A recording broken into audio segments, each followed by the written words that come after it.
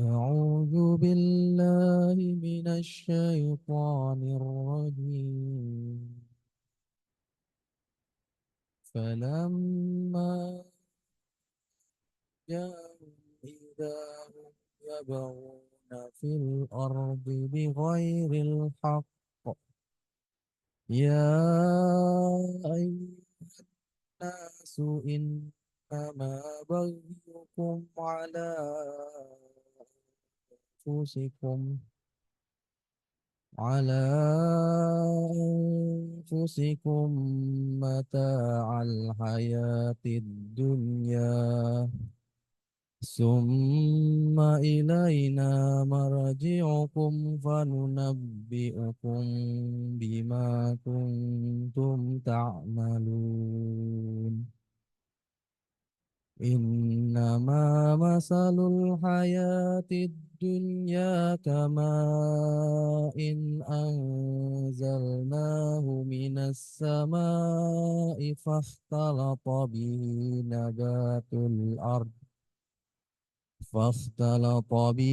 نبات الأرض مما يأكل الناس والأنعام حتى إذا أخذت الأرض زخرفها وزينت وظن أهلها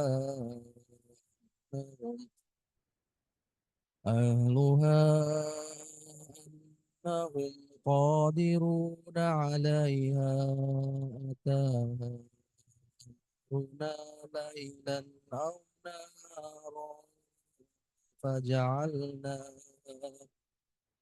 فجعلناها حصيدا كأن لم تغن بالأمس كذلك نفصل الآيات لقوم يتفكرون والله يدعو إلى دار السلام ويهدي من يشاء إلى صراط مستقيم.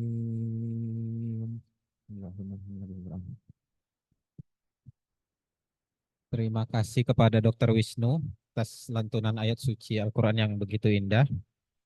Oke, tanpa memperpanjang waktu, kita langsung saja memulai kajian dengan judul Neraca Agama Islam oleh Ustadz Ma'ruf Nur Salam LC. Kepada Ustadz dipersilakan.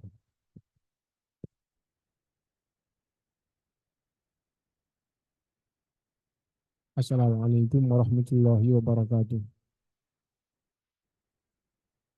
Innal hamdalillah nahmaduhu wa nasta'inuhu wa nastaghfiruh wa na'udzu billahi min shururi anfusina wa sayyiati a'malina man yahdihillahu fala mudhillalah wa man yudlil fala hadiyalah wa asyhadu an la ilaha illallah wahdahu la syarikalah wa asyhadu anna Muhammadan abduhu wa rasuluh.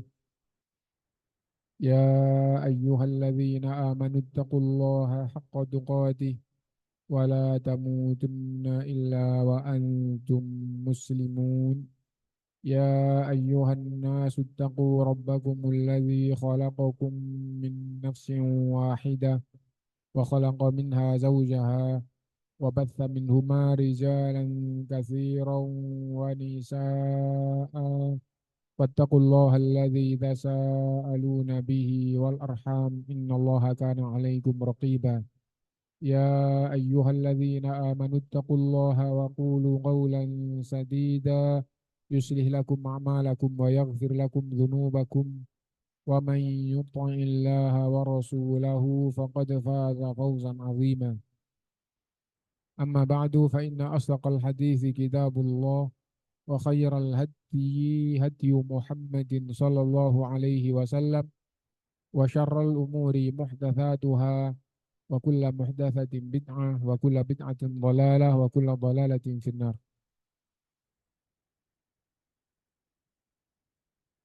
Bapak sekalian rahimakumullah, alhamdulillah kita bersyukur kepada Allah SWT bisa bermajelis taklim dan tema kita adalah neraca agama Islam. Adapun tema itu diambil dari firman Allah Subhanahu wa taala surat Asy-Syura ayat 17.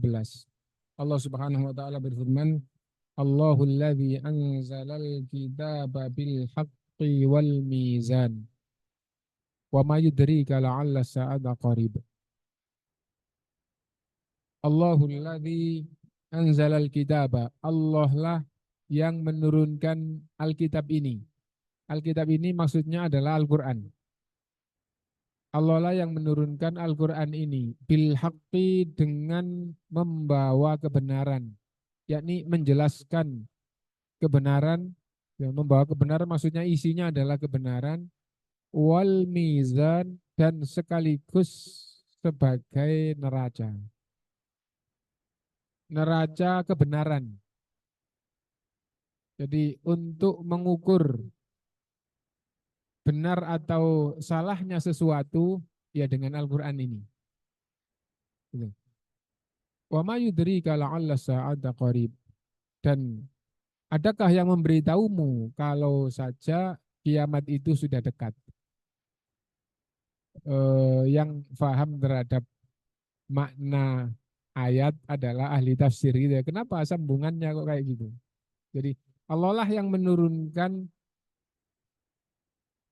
Alkitab ini, maksudnya Al-Quran ini, itu untuk menjelaskan kebenaran, datang menjelaskan kebenaran sekaligus sebagai neraka. Jadi Quran ini adalah kebenaran, dan sekaligus ini sebagai neraca. Sebelum kita pahami itu lebih panjang karena itu adalah tema ya. Nah, tapi kelanjutannya itu wa may yudrika la'alla sa'ata qarib. Adakah yang telah memberitahumu kalau hari kiamat itu sudah dekat? Kiamat itu sudah dekat. Kiamat itu adalah hari pembalasan. Hari kiamat hari pembalasan. Dan semua keyakinan dan perbuatan manusia itu pasti akan dibalas. Dan tolok ukur kebenarannya itu adalah Al-Quran. Nah, jadi kalau berkeyakinan sesuai dengan Quran benar, maka akan mendapatkan balasan yang baik. Kalau di dalam bab keyakinan atau keimanan itu berseberangan dengan Quran, maka akan mendapatkan balasan yang tidak baik. Begitu juga masalah ibadah, masalah akhlak, masalah muamalah, semuanya itu yang menjadi patokan atau yang menjadi timbangan atau yang menjadi tolok ukur adalah Al-Quran. Itu maknanya. Karena itu ini sebagai neraca dan semuanya nanti patokannya adalah Al-Quran. Kemudian kiamat itu pasti, dan di hari kiamat itu pasti ada pembalasan baik atau jelek. Ya, semuanya ada balasannya, dan patokan baik dan jelek itu adalah Al-Quran. Itu makna ayat ini. Adapun yang jadi tema kita adalah kitab yang Allah turunkan, disebut di dalam Islam agama yang Allah turunkan. Nah, kitab yang Allah turunkan itu sama saja gitu. Jadi agama yang Allah turunkan ya Al-Quran itu. Sesungguhnya Allah SWT tatkala menurunkan agama kepada Rasulullah berupa apa? Yo, ayat-ayat yang Allah turunkan sedikit demi sedikit, itulah agama yang Allah turunkan. Nah, dan Al-Quran itu diturunkan untuk 3 hal, untuk dibaca, dan dengan dibaca dijadikan oleh Allah sebagai pengabdian hamba kepada Allah yang sangat tinggi, sampai per huruf mendapatkan pahala 10 kebaikan. 1 kebaikan lalu dapatkan 10, jadi 10 kebaikan. Itu per huruf. Dan ini itu 1. Yang kedua untuk difahami. Untuk difahami, dan pemahaman dari Quran itulah hidayah. Itulah hidayah. Jadi hidayah itu apa? Hidayah itu adalah makna dari Al-Quran. Jadi misal, fa'lam annahu la ilaha, ketahuilah sesungguhnya tidak ada yang berhak diibadahi selain Allah. Apabila makna ini masuk ke dalam jiwa sehingga jiwa berkeyakinan tidak ada yang berhak diibadahi selain Allah berarti dia telah mendapatkan hidayah. Di dalam bab halal dan haram, misalnya hurrimat alaikumul maitatu. Apa artinya? Dibaca artinya terus masuk ke dalam jiwa bahwa bangkai itu haram. Ya. Akhirnya ya, jiwanya berkeyakinan bahwa bangkai haram dimakan. Kenapa? Karena Allah berfirman seperti ini. Itulah yang dimaksud dengan hidayah. Dan apabila hidayah itu masuk, hidayah tadi kan isinya Quran. Quran itu masuk, berarti Quran itu masuk. Quran tadi kan namanya Islam. Islam itu masuk ke dalam jiwanya. Jadi Quran atau hidayah atau Islam itu sesungguhnya dalam hal ini adalah sama. Gitu. Nah, Quran diturunkan sebagai hidayah. Apa maksudnya? Maknanya itu adalah petunjuk. Apabila petunjuk ini difahami dan merasuk ke dalam jiwa, maka jadinya iman. Jiwanya telah mendapatkan hidayah menjadi jiwa yang beriman. Adapun apabila hidayah itu tidak masuk, maka iman itu tidak ada di dalam jiwanya. Sehingga tidak menghalalkan yang halal, tidak mengharamkan yang haram. Kenapa? Karena tidak masuk ke dalam jiwanya. Nah, orang-orang sholat, dia tidak mengingkari tapi juga tidak meyakini. Kenapa? Karena tidak tahu. Karena nggak tahu. Jadi dia tidak mengingkari dalam arti menolak, tahu terus ditolak. Enggak, dia tidak tahu, kosong. Nah itu apabila dia, dan hidayah tadi itu apabila masuk itu jadinya adalah iman di dalam jiwa.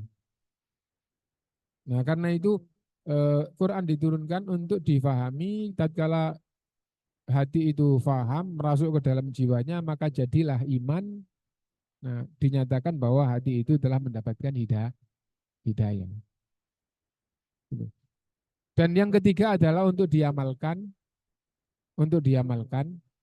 dan tatkala isi Quran itu diamalkan, itulah wujud dari Islam yang Allah turunkan.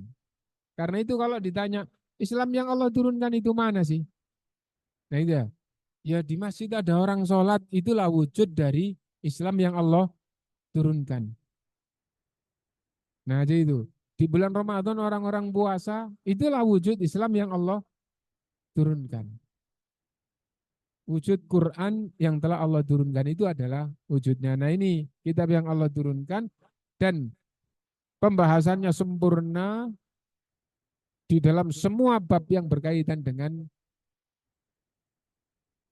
agama, yang berkaitan dengan agama semuanya lengkap ya, baik bab keyakinan, bab ibadah, bab akhlak, bab muamalah telah sempurna di dalam Al-Quran, dinyatakan oleh Allah telah sempurna dan tidak ada perubahan. Terus di ayat kita tadi itu sekaligus jadi tema kita itu adalah jadi neraca, sehingga tatkala diturunkan ayat bab apapun, misalnya bab keyakinan. Keyakinan di zaman jahiliyah sudah ada bertentangan, maka itu dinyatakan batil. Kenapa? Karena yang datang ini adalah kebenaran, yang bertentangan dengan yang benar adalah batil. Karena kebatilan dan ada yang diutus untuk menegakkan kebenaran, maka kebatilan itu harus dihilangkan atau harus dihapuskan dari masyarakat yang menerima hidayah ini. Dan itu nyatanya itu. Tatkala ayat tentang la ilaha illallah didakwahkan oleh Rasulullah SAW, ya ayyuhan nas qulu la ilaha illallah. Wahai manusia, ikrarkan, ucapkan la ilaha illallah. Maksudnya apa? La ilaha illallah kalian telah dengar, kalau kalian terima ucapkan la ilaha illallah. Untuk menyatakan bahwa hati kalian telah menerima, ucapkan, sehingga beda dengan yang tidak mau mengucapkan. Nah, apa la ilaha illallah? Tidak ada yang berhak diibadahi selain, kalau dilengkapkan itu tidak ada Tuhan yang benar yang berhak diibadahi selain Allah. Semua yang dipertuhankan selain Allah batil, semua yang disembah selain Allah batil. Dan ketika itu hampir semua, bahkan semua yang ketahuan, yang kelihatan itu menyembah selain Allah. Dengan ungkapan la ilaha illallah mereka langsung paham bahwa semua sesembahan itu batil, akhirnya yang menerima langsung meninggalkan sesembahannya. Kalau seandainya itu di bawah kekuasaannya dihancurkan, misalnya berhala yang di dalam rumahnya dihancurkan. Ya. Nah, kalau ada di bawah kekuasaannya, kenapa? Karena itu di dalam rumahnya dia yang berkuasa, dihancurkan dan dia mengikuti ajakan Muhammad SAW, la ilaha illallah. Jadi Islam ini adalah kebenaran dan sekaligus sebagai neraca yang bertentangan dihapus, karena itu gitu, menghapuskan yang tidak sesuai dengan Quran dan Sunnah. Dan apabila sudah ada dan sesuai dengan Quran dan Sunnah, berarti itu benar. Itu benar. Karena itu yang ada di zaman jahiliyah tidak semuanya salah. Tidak semuanya salah. Kenapa? Karena banyak kebenaran itu yang bisa diketahui dengan fitrah. Dengan fitrah. Fitrah itu gampangnya ngomong suara jiwa. Kalau akal itu semakin digunakan semakin mengetahui banyak. Tapi kalau fitrah itu semua manusia dibekali oleh Allah fitrah. Karena itu misalnya orang desa yang SD aja tidak sekolah dan profesor doktor, maka dari sisi fitrah itu sama saja. Ya, fitrah itu seperti apa? Jadi seperti misalnya kebenaran itu baik, kezaliman itu jelek. Nah itu mau sekolah mau nggak sekolah itu paham. Ya. Nah itu orang tidak salah dihukum, muncul rasa kasihan dan hati itu mengingkari kepada yang zalim. Nah, mau profesor doktor, mau nggak sekolah, jiwa itu dari mana mengetahui kayak gitu? Itu adalah fitrah. Itu adalah fitrah. Nah, tapi kalau akal, nah masalah yang agak rumit, orang yang nggak pernah belajar nggak bisa, gitu. Yang pendidikannya tinggi mengetahui banyak. Yang terlatih akalnya pandai menyelesaikan masalah, yang tidak terlatih dihadapkan pada masalah maka sering bingung. Nah itu akal. Gitu. Nah dengan fitrah banyak kebenaran yang diketahui. Dengan akal banyak kebenaran yang diketahui. Karena itu meskipun zaman jahiliyah tidak semuanya batil. Meskipun orang itu tidak beragama, tidak semua urusan kehidupannya batil. Akhlak banyak yang baik meskipun tanpa agama. Tapi dengan datangnya agama yang tidak diketahui kalau itu batil ditunjukkan oleh agama, yang baik ditetapkan oleh agama, dan yang belum ada pada manusia diajarkan oleh Allah kebaikan-kebaikan. Nah, dan dengan begitu maka Islam datang itu sebagai tolok ukur atau sebagai neraca yang tidak benar di hadapan Allah nanti akhirnya bertentangan dengan Quran dan Sunnah, itu harus ditinggal. Yang di hadapan Allah benar pasti sejalan dengan Quran dan Sunnah, maka seandainya itu ada sebelum Islam datang, maka Islam datang tinggal membenarkan ini termasuk kebenaran. Nah, dan Islam datang dengan mengajarkan ajaran-ajaran yang akhirnya menjadi peradaban di dalam Islam, dan akhirnya Islam itu telah sempurna. Nah ini ayat Allah SWT yang menjelaskan bahwa Islam itu adalah neraca atau Quran itu adalah neraca. Kembali surat Asy-Syura ayat 17 Allah berfirman, Allahul ladzi anzalal kitaba, Allah lah yang menurunkan Alkitab yaitu Al-Quran bil haqqi, dengan benar, maksudnya isinya ini adalah benar, menjelaskan kebenaran-kebenaran, wal mizan, dan sebagai neraca, wa mayudrika la'alla sa'at akhir. Kemudian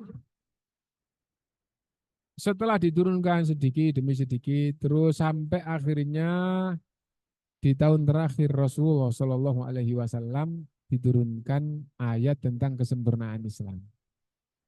Al-yawma akmaltu lakum dinakum wa atmamtu alaikum nikmati wa raditu lakumul Islam madina.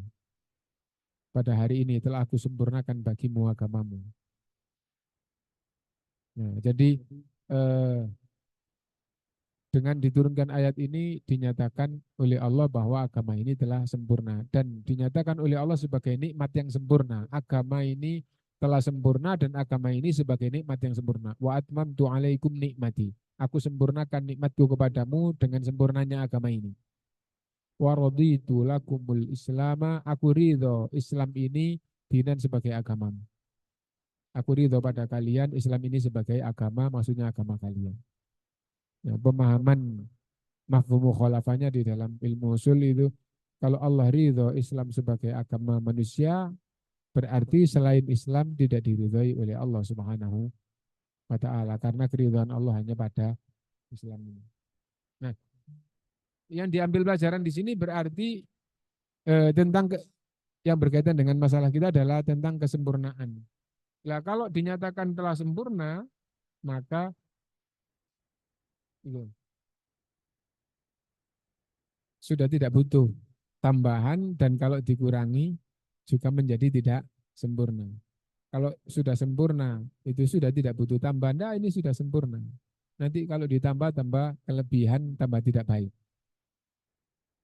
Nah, kalau dikurangi juga tidak baik atau tidak sempurna. Karena itu dengan meyakini bahwa Islam ini telah sempurna, maka bagi orang yang beragama Islam cukup kembali dengan yang sudah ada, yang sempurna, dan bagaimana supaya terus menggali sampai akhirnya dia bisa sempurna menjadi yang difirmankan oleh Allah ar-rasikhuna fil ilm, orang-orang yang mendalam ilmunya, yang menguasai seluruh isi Quran dan penjelasannya adalah sunnah Rasul. Nah, dan tidak ada orang yang sempurna, itu pasti setiap orang itu ada kekurangan, dan semakin kurang di dalam menempuhnya, semakin mendapatkan sedikit atau semakin banyak kekurangannya. Dan karena Islam ini sudah sempurna, maka tidak dibutuhkan yang di luar. Kepingin kembali ke Islam, jangan sampai kembali kepada yang tidak ada di dalam Al-Quran, yang tidak ada di dalam sunnah sebagai penjelas Al-Quran. Yaitu tentang kesempurnaan Islam, dan ayat-ayat yang semakna banyak sekali. Misalnya Allah SWT berfirman, wa ati'ullaha wa rasulahu wa la tanaza'u. Taatlah kepada Allah, taatlah kepada Rasul, dan jangan bertentangan satu dengan yang lain. Jangan berselisih satu dengan yang lain. Itu di surat Al-Anfal ayat 46. Dan Allah SWT berfirman di surat An-Nisa ayat 59. Ya ayyuhalladzina amanu, wahai orang yang beriman, ati'ullaha wa ati'ur rasul wa ulil amri minkum. Taatlah kepada Allah, taatlah kepada Rasul, taatlah kepada pemimpin dari kalangan kalian yang taat kepada Allah dan Rasul. Fa in tanaza'tum, jika kalian mempertentangkan fi syai'in pada sesuatu, memperselisihkan pada sesuatu. Apa maksudnya? Kalau padanya itu nggak pakai disebut karena untuk mentransfer ke bahasa Indonesia kan tidak harus per kata diartikan. Apabila kalian mempertentangkan sesuatu atau memperselisihkan sesuatu, farudduhu ilallahi war rasuli in kuntum tu'minuna billahi wal yaumil akhir. Kembalikan kepada Allah dan Rasulnya. Kembalikan kepada Allah, kembalikan kepada Quran. Kalau kalian berselisih, ini Islam, ini juga Islam. Lah kok beda? Mereka yang beragama Islam diperintah oleh Allah kembali ke Quran supaya bisa ketemu, supaya tidak berselisih lagi. Gitu. Kembalikan kepada Rasul di zaman Nabi masih hidup, langsung kembali kepada Rasul. Setelah Rasulullah meninggal, semua ulama Ahlussunnah memahami kembali kepada Rasul adalah kepada sunnahnya. Kembali kepada Quran dan sunnah. Kalau kalian memperselisihkan sesuatu, farudduhu ilallahi war rasuli, kembalikan kepada Allah dan Rasulnya atau Quran dan Sunnah, lalu diberi catatan in kuntum tu'minuna billahi wal yaumil akhir, jika kalian beriman kepada Allah, beriman dengan hari pembalasan. Kalau kalian mengaku beriman kepada Allah, mengaku semua akan dibalas, benar akan dibalas baik oleh Allah, salah akan dibalas hukuman oleh Allah. Kalau kalian beriman kayak gini, ada pertentangan, harus kalian kembalikan kepada Allah dan Rasulnya. Nah, kalau tidak mau mengembalikan pertentangan kepada Allah dan Rasulnya, maka mafhum mukhalafahnya berarti iman kalian itu tanda tanya. Betul beriman atau iman tapi melanggar dalam hal ini, atau memang tidak beriman. Tidak mau kembali ke Quran, tidak mau kembali ke sunnah, atau memang begitu. Dan Allah Maha tahu apa yang ada di dalam hati manusia. Dzalika khairu wa ahsanu ta'wila. Gitu. Kalian mengembalikan perselisihan itu pada Quran dan Sunnah, sesungguhnya itu berakibat baik. Gitu. Itulah yang baik dan akibatnya juga akan baik. Gitu. Nah, itu singkatnya. Lalu Rasulullah SAW, karena tadi itu memang ayat-ayat yang akhir gitu ya. Lalu Rasulullah SAW juga berpesan, gitu. Taraktu fikum amroin, di dalam hadis yang diriwayatkan oleh beberapa ulama ahli hadis, gitu. Salah satunya adalah Imam Muslim, gitu. Nah, taraktu fikum amroin, aku tinggalkan pada kalian dua perkara. Lan tadillu ma in tamassaktum bihima.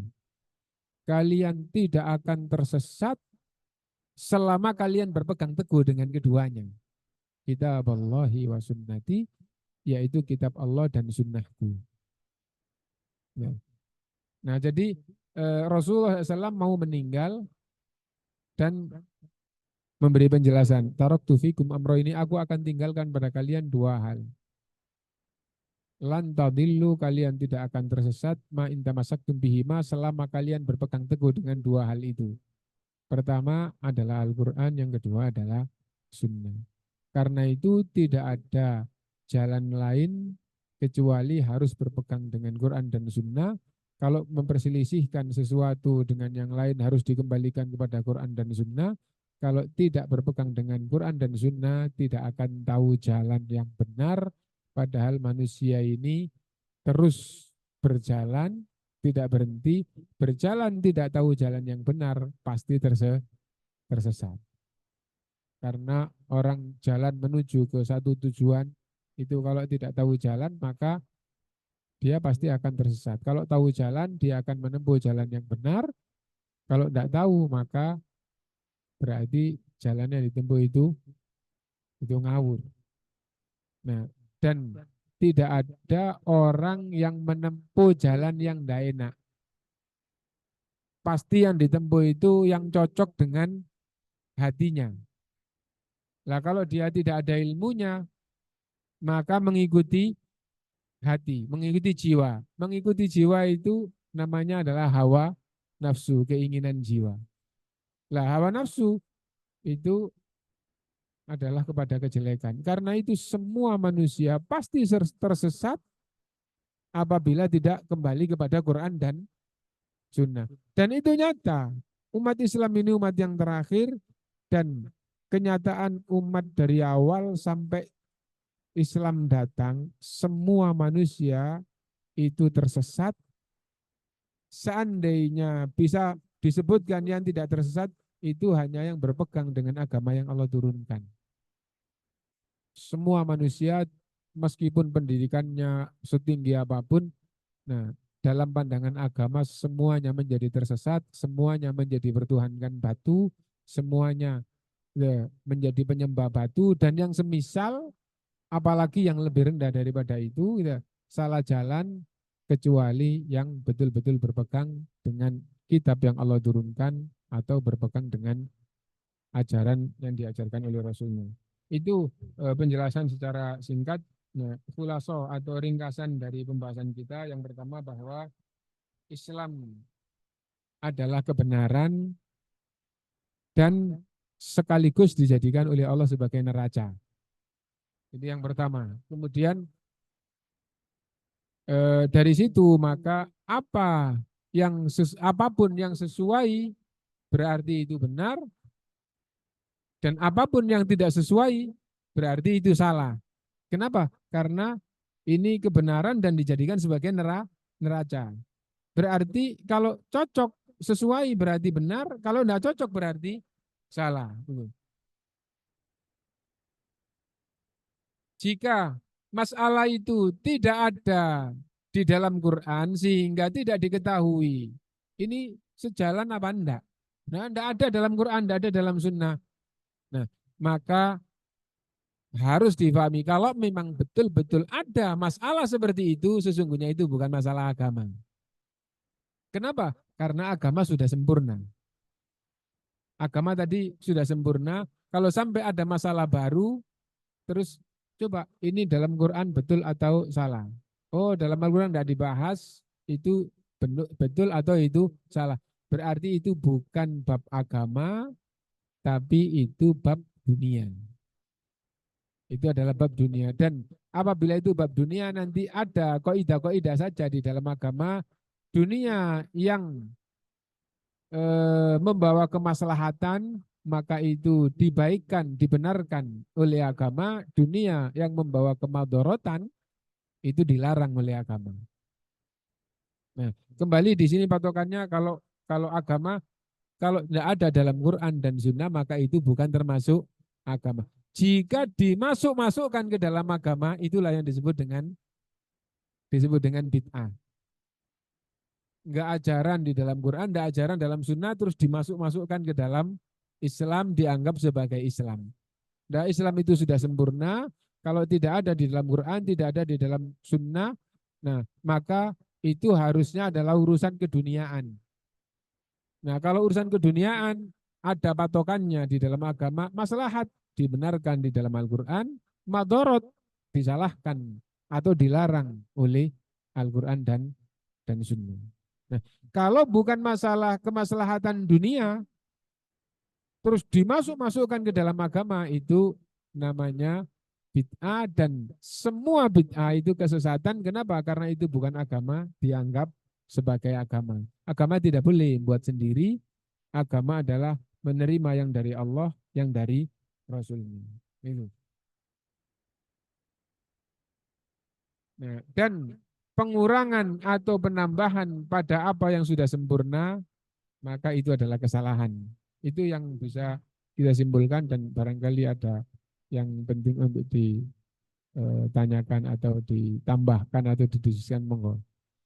Jazakallah khair. Ustaz, mungkin kita buka sesi tanya jawab kepada para peserta apabila ada yang ingin bertanya, silakan.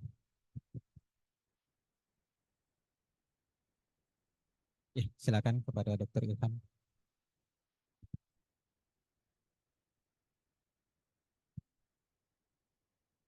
Assalamualaikum warahmatullahi wabarakatuh, Ustaz. Assalamualaikum warahmatullahi wabarakatuh. Izin bertanya, eh, sebenarnya bukan istilah sih, sebenarnya kalimat kembali kepada Al-Quran dan Sunnah itu sudah tersebar luas. Namun masing-masing orang itu seakan punya interpretasi sendiri. Masing-masing golongan itu selalu menyebut dirinya kembali kepada Al-Quran dan Sunnah. Ya. Nah, untuk masyarakat awam seperti saya sendiri, itu bagaimana sebenarnya mau tahu yang mana sebenarnya Al-Quran dan Sunnah yang sesungguhnya. Ya. Nah, contoh, misalnya melalui hadis.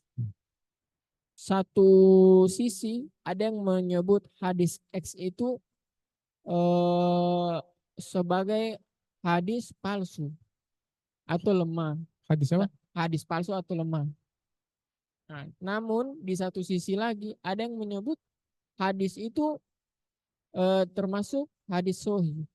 Nah, saya kan ini termasuk orang yang tidak pernah belajar langsung mengenai ilmu hadis. Nah, jadi mau membedakan dan untuk tahu yang mana yang sesuai pengertian Al-Quran dan Sunnah itu bagaimana sebenarnya, Ustaz? Iya.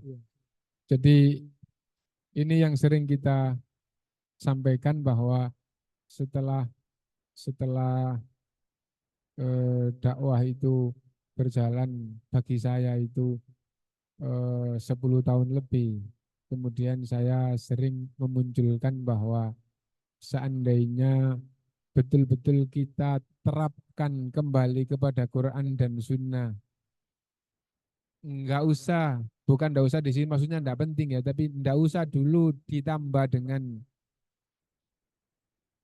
kembali ke pemahaman sahabat. Nggak usah pakai itu dulu ya. Maka insya Allah hampir semua masalah kita akhirnya akan bersatu. Kenapa? Karena kalau nanti dibutuhkan kembali ke pemahaman sahabat, gitu ya, itu masalahnya terlalu dalam bagi orang umum. Bagi orang umum. Nah, terus sekarang ditanyakan atau diungkapkan bahwa ungkapan kembali kepada Quran dan Sunnah atau semua golongan yang telah kita tahu bahwa golongan sekarang sangat banyak, semua mengaku kembali kepada Quran dan Sunnah. Bagi saya yang sambil berjalan dakwah ini, sambil mengamati, ternyata itu ungkapan itu gampangannya tidak ada bukti nyatanya. Bukti nyatanya. Coba sekarang kalau kita perhatikan, mungkin bapak-bapak para dokter semuanya sering mendengar ada kelompok ngaji yang disebut atau menyebut ya dari kelompoknya atau dari orang luar disebut salafi, gitu ya. Misalnya seperti itu. Nah, itu bagi saya setelah perjalanan ini panjang, itu untuk bab-bab yang cukup penting. Penting. Adapun kembali kepada Quran dan Sunnah, seandainya itu terus semuanya kalau ngaku, alhamdulillah kalau gitu kita sama. Terus setiap ada ayat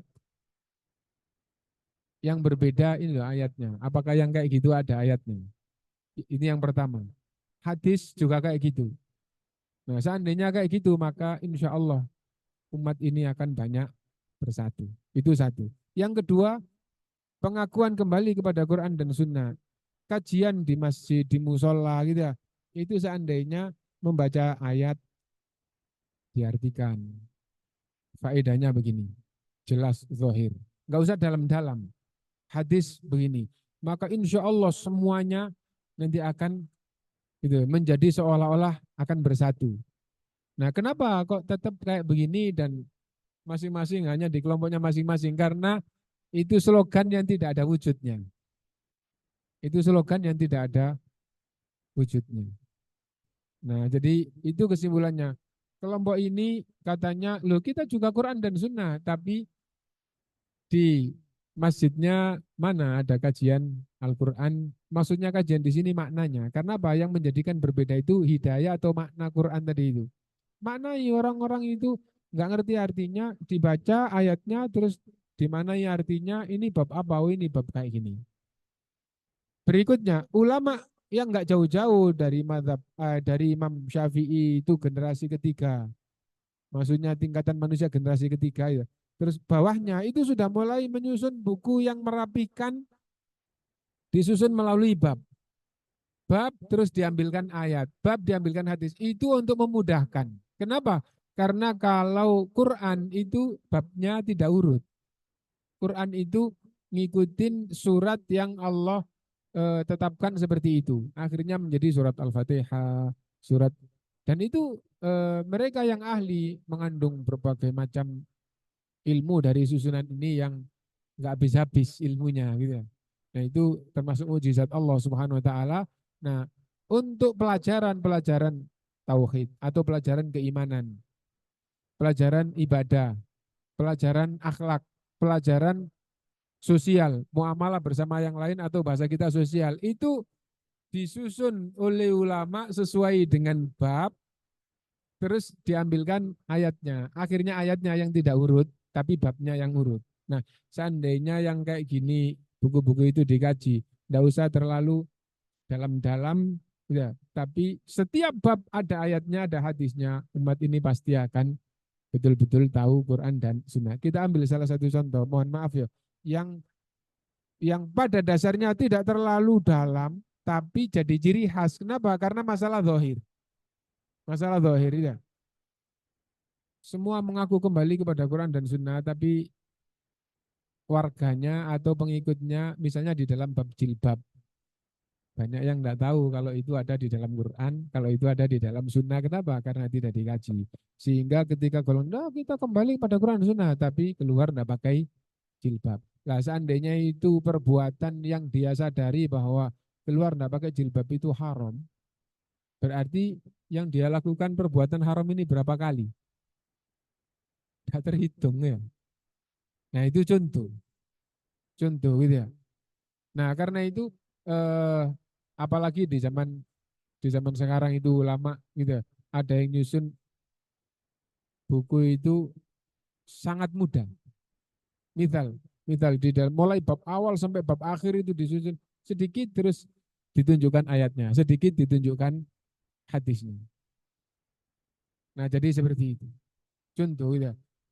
Misalnya di dalam bab sholat, takbir dengan mengangkat tangan ini dalilnya. Nah, angkat tangan. Mulai dari takbir sampai salam semuanya. Nanti di dalam masalah puasa, dalam masalah semuanya sedikit terus ini hadisnya. Sedikit ini hadisnya.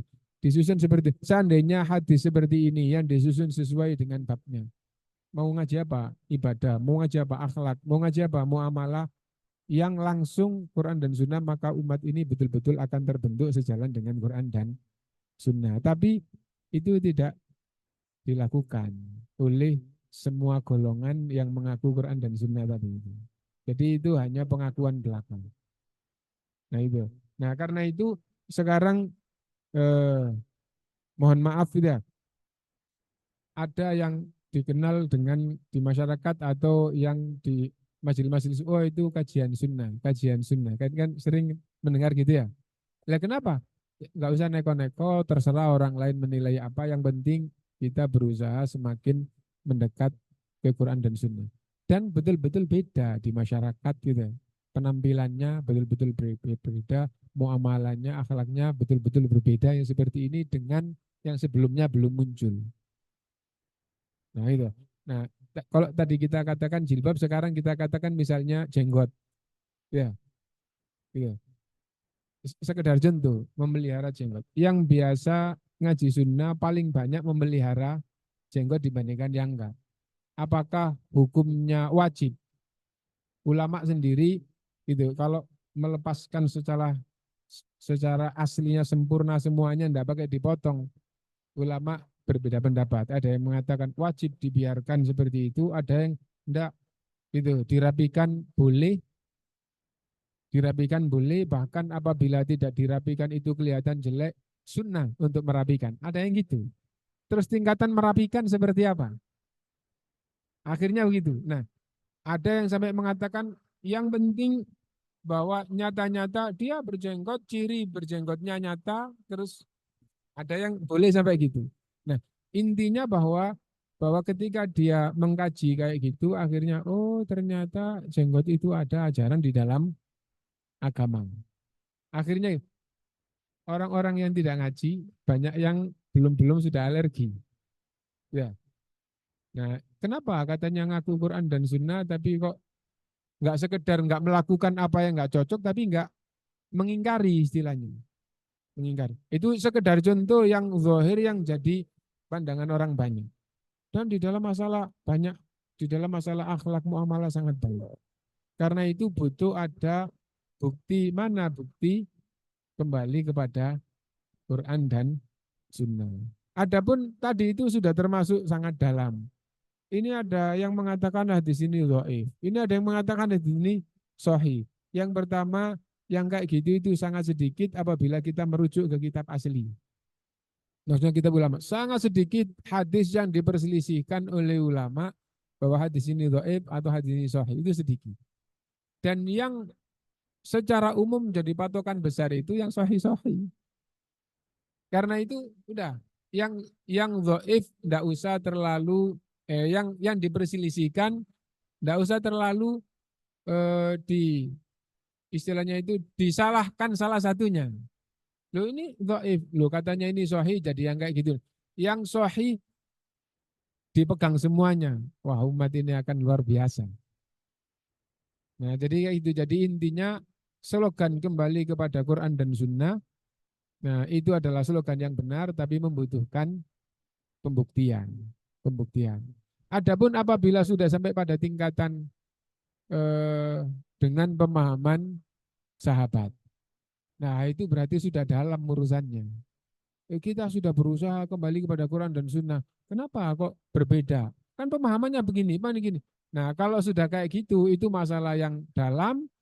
Nah, maka ada kaidah sesungguhnya apabila di zaman sahabat itu sudah ada, sahabat itulah yang benar karena Allah SWT memuji mereka, meridhai mereka, Allah memerintahkan agar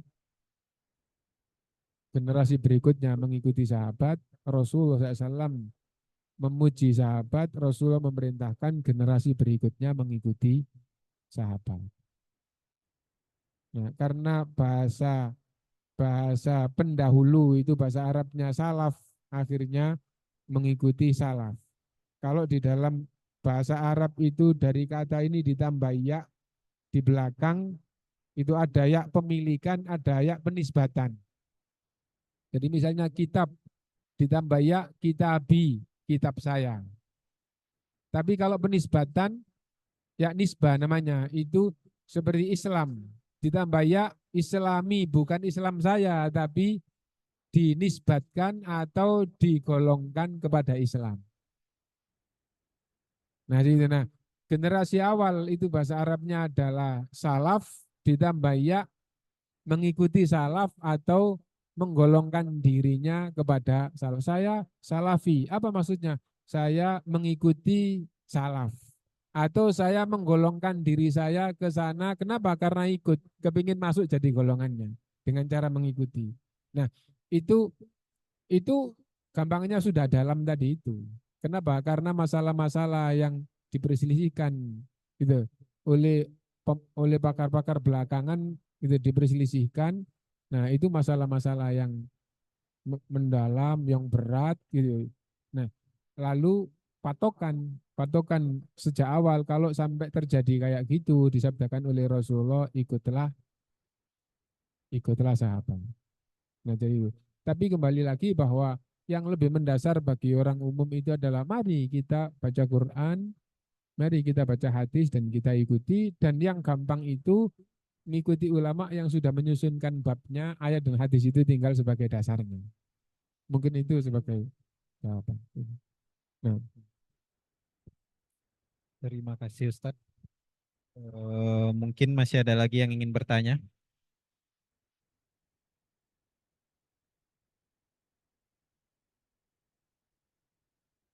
padahal maksud saya itu bagaimana supaya kita saling soal jawab atau diskusi atau saling bantah misalnya itu. Kalau begini ya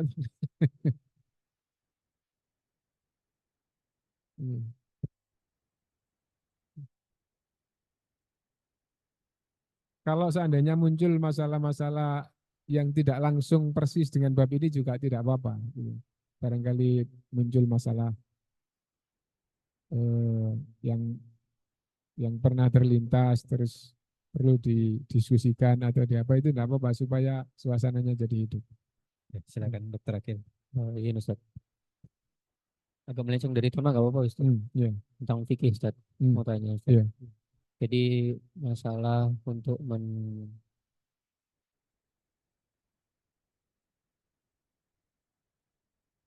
mengkodok Ustaz, mengganti sholat Ustaz.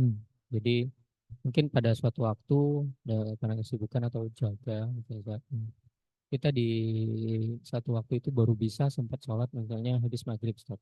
Sholat apa ini? Dari zuhur sama asar itu Ustaz. Mungkin karena lagi hektik atau heboh Ustaz. Kemudian baru sholat itu baru habis Jumat. Ya, saya nggak menutup ini Ustaz. Cuman beberapa kasus bukan saya aja deh seperti itu Ustaz. Jadi yang ingin saya tanyakan bagaimana? Misalkan sistem kita menjamak sholat itu zuhur sama asar. Misalpun kalau misalnya tidak sempat kan kita zuhur sama asar, kemudian maghrib sama isya. Walaupun subuh pada waktunya. Nah, jadi kalau kondisi seperti itu, apakah kita kalau sudah sampai waktu maghrib misalnya seperti itu, kita hanya mengganti sholat kita maghrib dan isya, kemudian untuk kasus sholat zuhur dan asarnya, apakah kita kodok di waktu asarnya besoknya, atau bagaimana Ustaz? Jadi apabila keadaan itu darurat atau lupa, gitu, yang tidak mungkin untuk sholat pada waktunya, maka begitu berkesempatan atau begitu sadar kalau begitu ingat kalau lupa, gitu, maka harus secepat mungkin dan tidak boleh ditunda untuk kepentingan yang tidak penting dalam pandangan agama. Harus dilakukan dengan secepat mungkin. Rasulullah SAW bersabda, "Man nama an sholatin aw nasiyaha falyusalliha idza dzakaraha." Siapa yang lupa gitu atau tertidur sampai waktu sholat itu habis, baru ingat atau baru bangun, maka dia harus langsung melakukan, tidak boleh gitu melakukannya kecuali di waktu itu. Apa maksudnya? Nggak boleh ditunda lagi. Jadi misalnya tidur akhirnya jam 2. Kenapa? Karena tugasnya atau jam 3 selesai terus tidak kuat tahan sampai subuh akhirnya tidur bangun-bangun jam 8. Misalnya gitu ya. Maka sholat subuh harus jam 8 itu. Tidak boleh lagi ditunda untuk hal yang tidak dibenarkan oleh Islam. Misalnya apa? Oh, sudah jam 8 ya sarapan dulu baru sholat subuh. Tidak boleh. Nah itu. Wah ya harus buang air dulu. Nah, buang air nggak bisa ditunda gitu. Buang air nggak bisa ditunda. Maksudnya buang air kalau memang kondisi kondisi badan menuntut untuk buang air ya nggak apa-apa buang air dulu gitu. Nah, kenapa? Karena ini seperti darurat, seperti darurat. Meskipun masalah makan seandainya kalau enggak makan saking sempoyongannya karena lapar ya harus makan dulu. Kenapa? Karena kalau enggak makan dipakai sholat nanti bisa roboh atau tambah sakit atau tambah gitu. Baru takbir sudah mau makan, kepingin makan ya harus makan dulu gitu. Tapi maksudnya yang betul-betul gitu urgensi itu jadi dibenarkan di dalam agama. Ini Ustaz, karena saya pernah bilang Ustaz, kalau misalnya menjamak ataupun mengkodo sholat itu di waktunya Ustaz, di waktu sholatnya. Saya seperti itu Ustaz, karena kita kelupaan. Jadi kalau misalnya kondisi seperti itu, apakah eh, itu kan kalau subuh mungkin bisa lah kita pada saat waktu kita sholat. Ini kondisinya kita melewatkan 3 waktu sholat, misalnya seperti itu Ustaz. Zuhur, asar, maghrib, kemudian kita baru bisa itu sholatnya di waktu isya, Di waktu malam. di waktu malam. Apakah kita menjamak sekaligus zuhur, asar, maghrib beserta isya Ya. itu seperti kaum yang ada yang Iya. ya itu Ustaz ya. Iya. Nah, atau kita cukup sholatnya maghrib Maghrib isya, isya dan zuhur kemudian asarnya zuhur besok. dan asarnya besok kita Hmm. kodok. Nah, ini yang saya tanya. Jawabannya adalah langsung zuhur, asar, maghrib, isya di waktu isya itu. Bukan ada masalah, itu yang harus di situ. Tidak boleh zuhur asarnya dilakukan besok. Gitu. Jadi dan pelajaran itu untuk yang akan datang ya. Loh kemarin gimana? Kemarin lusa enggak? Kemarin lusa sudah berlalu. Jadi pelajaran dalam agama itu adalah untuk meluruskan yang ke depan. Gitu. Jadi kalau sampai ada kondisi, misalnya begini, operasi. Wah, operasinya ini luar biasa. Mulainya sebelum zuhur sampai maghrib, bersih-bersih setelah maghrib sampai masuk waktu isya, akhirnya zuhur, asar, maghrib, isya, belum sholat sudah jam 8 malam. Maka harus sholat zuhur dulu, setelah itu asar, setelah itu maghrib, setelah itu isya. Nah, dan itu terjadi di zaman Nabi SAW bersama para sahabat waktu menggali Khandaq, waktu menggali parit untuk persiapan perang Khandaq. Nah, saking semangatnya gitu, mempersiapkan perang ini dengan menggali parit, para sahabat bersama Rasulullah SAW, tidak ada yang ingat sholat duhur, sholat asar, sholat maghrib, ingat-ingat di waktu isya. Akhirnya sholat duhur, sholat asar, sholat maghrib, sholat isya di waktu itu. Itu zuhur asar baru maghrib isya. Iya harus urut. Niat sholat duhur 4 rakaat karena tidak safar. Ya 4 rakaat. Setelah itu niat sholat asar. Kalau ditambah niatnya adalah qadha. Tapi pemahaman yang lebih kuat sesungguhnya yang penting bahwa sholat zuhur ini adalah misalnya di waktu malam ya.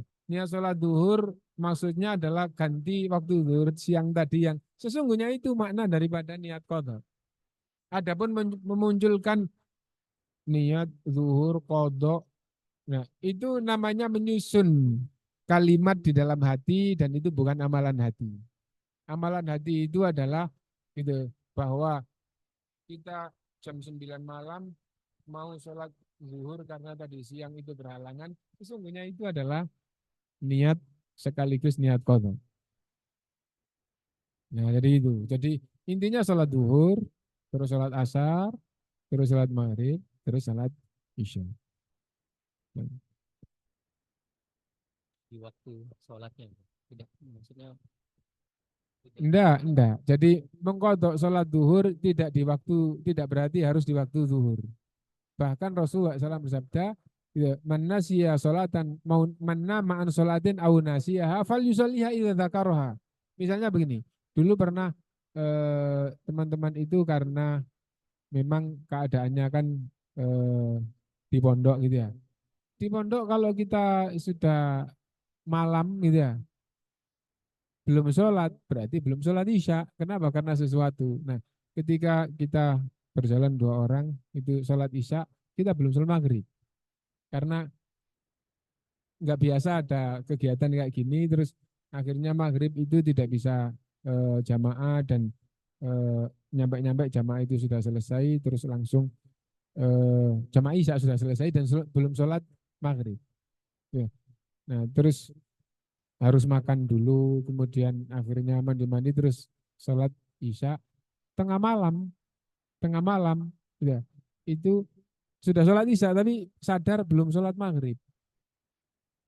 Dan yang sudah buyar, maksudnya yang enggak itu sampai besoknya itu kemarin sudah sholat maghrib lah. Oh iya belum. Ya akhirnya waktu itu sholat maghrib. Ada yang sholat maghribnya malam, ada yang sholat maghribnya pagi. Nah, jadi sholat maghrib di waktu pagi. Kenapa? Karena lupa. Rasulullah SAW bersabda, man nama an sholatin aw nasiyaha fal yusalliha idza dzakaraha. Siapa yang tertidur atau lupa belum sholat sampai waktunya habis, maka dia harus sholat tatkala ia ingat atau tatkala ia bangun. Nah, jadi begitu ingat harus itu. Bahkan di dalam riwayat yang lain, la kafarata ghairu dzalika, tidak ada waktu untuk mengqadha kecuali waktu ingat itu. Apa maksudnya? Langsung tidak boleh ditunda untuk hal-hal yang tidak dibenarkan di dalam Islam. Enggak darurat, tidak boleh ditunda. Pagi, wah kok tadi malam belum sholat maghrib. Ini jam 7 pagi. Ditunda nanti zuhur atau nanti asar atau sampai maghrib tidak boleh. Begitu ingat harus segera mungkin untuk sholat. Iya. Ini puasa jadi seperti ini Ustaz, yang ingin saya tanyakan itu ada beberapa pandangan dari yang sudah saya dapatkan masalah puasa Syawal misalnya, terus juga pada seorang wanita yang misalnya dia harus menggantikan puasanya dulu sebelum puasa Syawal. Ada yang ulama ada beberapa itu yang saya dengar pendapatnya harus selesaikan dulu puasa Syawalnya, puasa Ramadannya, mengganti puasa Ramadannya, baru dia bisa puasa Syawal, hitungannya seperti itu. Ada yang boleh pada saat itu puasa Syawal dan mengganti puasa itu adalah dalam 1 tahun penuh. Nah, itu menurut pandangan Ustaz bagaimana Ustaz? Jadi lebih baik tidak pandangan saya, tapi penjelasan masalah itu gitu aja ya. Jadi yang berpemahaman bahwa harus mendahulukan qadha daripada puasa Syawal itu menggunakan dasar yang wajib itu lebih utama daripada yang sunnah. Gitu. Yang wajib itu lebih utama daripada yang sunnah. Yang kedua, orang itu meskipun sehat belum tentu sehari atau seminggu atau sebulan kemudian dia masih hidup. Karena orang itu tidak tahu ajalnya kapan. Nah, akhirnya ulama yang berdasarkan seperti itu menyampaikan bahwa harus yang wajib dulu baru yang sunnah. Adapun yang mengatakan enggak apa-apa, Syawal dulu qadhanya itu dasarnya adalah apabila dia qadha dulu, dia tidak akan bisa puasa Syawal. Kenapa begitu? Karena dia punya hutang 7 hari. Di Syawal dia datang bulan 7 hari. Gitu ya. Di awal hari raya sulit untuk puasa. Gitu ya. Hari raya sulit untuk puasa. Berarti gampangannya katakanlah 3 hari. Hari raya 1, 2, 3 ini, wah ini rame-ramenya dan ini hari libur kayaknya enggak untuk puasa kan gitu ya. Terus dia datang bulan 7 hari. Berarti 10 hari tinggal 20 hari. Ya, tinggal 20 hari. 20 hari dipakai puasa 2 minggu keberatan. Misalnya itu. Kalau saya puasa Syawal, enggak siap sambil qadha. Kalau qadha berarti enggak puasa Syawal. Gampangnya kan gitu ya. Nah, orang atau ulama yang berkeyakinan apabila sehat, zahirnya insya Allah hidup ini masih panjang, badannya sehat gitu ya. Kalau Anda qadha enggak puasa Syawal, kalau Anda puasa Syawal, yakin bulan depannya lagi itu akan bisa qadha gitu ya. Maka puasa Syawal ini waktunya singkat, sementara qadha itu bisa 11 bulan. Akhirnya gitu. Boleh, bahkan kalau keyakinannya kalau saya Syawal insya Allah bulan depan bisa qadha meskipun 3 hari, bulan depannya lagi 3 hari. Tapi kalau saya sekarang mementingkan qadha, mungkin di dalam bulan Syawal ini yang tadi kurang lebih 20 hari tadi itu bisa untuk qadha 7 hari gitu ya. Nah, tapi akhirnya nggak puasa Syawal. Nah, akhirnya yang kayak gitu itu membenarkan mendahulukan atau mengutamakan mendahulukan Syawal qadhanya selama 1 tahun sedikit-sedikit. Nah, jadi itu. Adapun saya tidak memilih A atau B, tidak, tapi saya menyampaikan yang pertama dasarnya begini, yang kedua dasarnya begini. Gitu saja. Mau nambahin Ustadz, itu kalau pandangan Ustadz misalnya kita ngerjain yang wajib di bulan Syawal, tapi pahala kita puasa di bulan Syawal itu juga termasuk itu nggak masuk ya. Misalnya kita ngerjain puasa eh, yang 13, 14, 15, puasa yang tengah bulan. Tapi bertepatan dengan di puasa Senin Kamis itu nggak dapat langsung sekalian. Misalnya puasa Senin Kamis dapat, puasa Ayyamul Bidnya itu dapat juga. Apakah Iya. itu tidak berlaku di yang puasa Syawal begitu, Ustaz? Iya. Itu bagi orang yang menjaga, itu kebanyakan ulama membenarkan.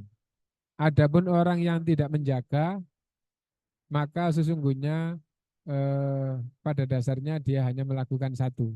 Jadi pembahasannya adalah satu amalan dengan 2 niat, gitu ya. Satu amal dengan 2 niat. Itu kebanyakan membenarkan jika dia menjaga. Contoh, dia puasa Senin, Kemis, Senin, Kemis, Senin, Kemis, Arafah jatuh hari Senin atau jatuh hari Kemis. Kalau saya melanjutkan puasa Senin atau Kemis, saya berarti tidak puasa Arafah, kan tergantung niat. Tapi kalau saya puasa Arafah, padahal besok itu Senin, berarti puasa Senin Kemis saya putus.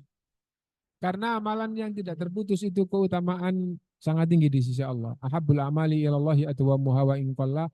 Amalan yang paling dicintai oleh Allah menyebabkan mendapatkan kecintaan Allah itu yang terus tidak terputus meskipun sedikit. Nah, puasa Senin Kemis, Senin Kemis, Senin Kemis, terus besok Arafah atau besok Asyura 10 Muharram atau hari-hari lain yang disunahkan puasa. Kalau saya puasa itu berarti Seninnya lah putus. Kalau saya Senin tidak puasa itu. Nah, dengan 2 niat itu kebanyakan kamu telah mendapatkan 2 pahala. Kenapa? Karena kamu juga puasa Senin, Arafah, kamu juga puasa Arafah. Tapi kalau orang itu Senin Kemis tidak pernah puasa. Begitu Arafah jatuh hari Senin, ya. Kalau Arafah selalu puasa, kenapa? Karena Arafah kan cuma sehari menjelang Idul Adha, gitu ya. Nah, seandainya tidak hari Senin, dia hari Seninnya enggak puasa. Ya, dia hanya puasa Arafahnya. Tapi begitu Arafah ini hari Senin, niat 2. Niat 2, gitu. Besok saya puasa Arafah sama puasa Senin. Tapi setelah itu enggak pernah puasa Senin lagi. Apakah orang ini mendapatkan 2 pahala atau mendapatkan sesungguhnya kamu hanya puasa Arafah, Senin itu hanya gitu, karena bertepatan terus kamu munculkan, tapi pada dasarnya enggak. Nah, jadi kayak gitu. Nah, di dalam bab sholat, kita ambil salah satu contoh. Orang itu kalau qobliyah subuh, dia selalu qobliyah subuh. Tapi kalau tahiyatul masjid itu tidak pernah tahiyatul masjid. Sekedar contoh ya. Masuk masjid biasa, tapi masuk masjid nggak pernah tahiyatul masjid. Nah, terus ketika dia eh, masuk masjid, sekalian sholat tahiyatul masjid, sama sholat sunnah wudhu, sama sholat qobliyah. Padahal selama ini tidak pernah sholat sunnah wudhu, nggak pernah tahiyatul. Apakah orang ini mendapatkan pahala double-double gitu? Nah, jadi ada ulama yang tetap mudah-mudahan dapat, tapi pada dasarnya yang dia lakukan adalah satu. Wallahu a'lam. Siap. Mungkin karena sudah jam 5 mendekati maghrib, kita tutup saja, Ustaz. Ya, mudah-mudahan bermanfaat untuk kita semuanya dan semoga semua kebaikan kita diterima dan dilipat gandakan oleh Allah SWT, dan kekurangan dan kesalahan kita semoga diampuni oleh Allah SWT, dan kita akhiri subhanakallahumma bihamdika asyhadu an la ilaha illa anta astaghfiruka wa atubu ilaik. Walhamdulillahirabbil alamin. Assalamualaikum warahmatullahi wabarakatuh. Waalaikumsalam warahmatullahi wabarakatuh. Terima kasih banyak kepada Ustadz Ma'ruf Nur Salam atas kajiannya pada sore hari ini. Semoga kita bisa berkumpul lagi di kajian Jumat rutin bulan-bulan berikutnya. Banyak maaf dari saya pribadi. Assalamualaikum warahmatullahi wabarakatuh.